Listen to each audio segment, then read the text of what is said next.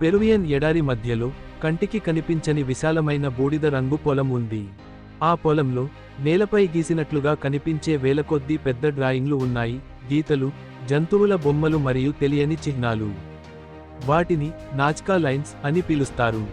ఈ రేఖల గురించి విచిత్రమైన విషయానికి ఏమిటంటే మీరు నేలపై నిలబడి ఉన్నప్పుడు అవి కనిపించవు. కానీ మీరు ఆకాశం నుండి చూసినప్పుడు అవి పెద్ద పక్షులు, పాములు లేదా మనుషులలా కనిపిస్తాయి. కాబట్టి ప్రశ్న ఏమిటంటే, వేల సంవత్సరాల క్రితం నివసించిన ప్రజలు ఆకాశం నుండి మాత్రమే కనిపించే డ్రాయింగ్లను ఎలా గీశారు?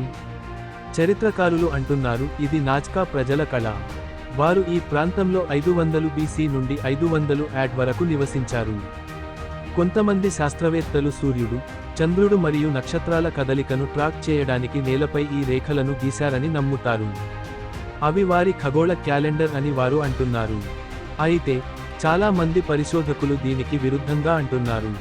వారి అభిప్రాయం ప్రకారం ఈ పంక్తులు దేవుని నుండి వచ్చిన సందేశాలు కావచ్చు, లేదా స్వర్గం నుండి వచ్చిన అతిథులతో సంభాషించడానికి సృష్టించబడిన మార్గాలు కావచ్చు. కొన్ని పంక్తులు నేరుగా క్షితిజ సమాంతరంగా వెళ్తాయి, మరికొన్ని ల్యాండింగ్ ట్రాక్ల వలె కనిపిస్తాయి. మరికొందరు అంటున్నారు నాజ్కా ప్రజలు తమ దేవుడు ఆకాశంలో నివసించాడని నమ్మేవారు. కాబట్టి వారు భూమిపై దేవుడు చూడటానికి చిత్రాలను గీశారు.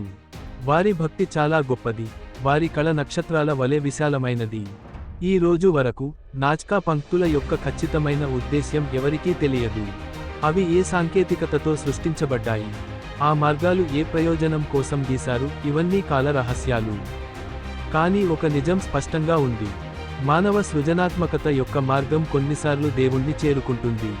నాజ్కా రేఖలు మానవ విశ్వాసం, భక్తి మరియు తెలియని ప్రయాణం యొక్క సంకేతం.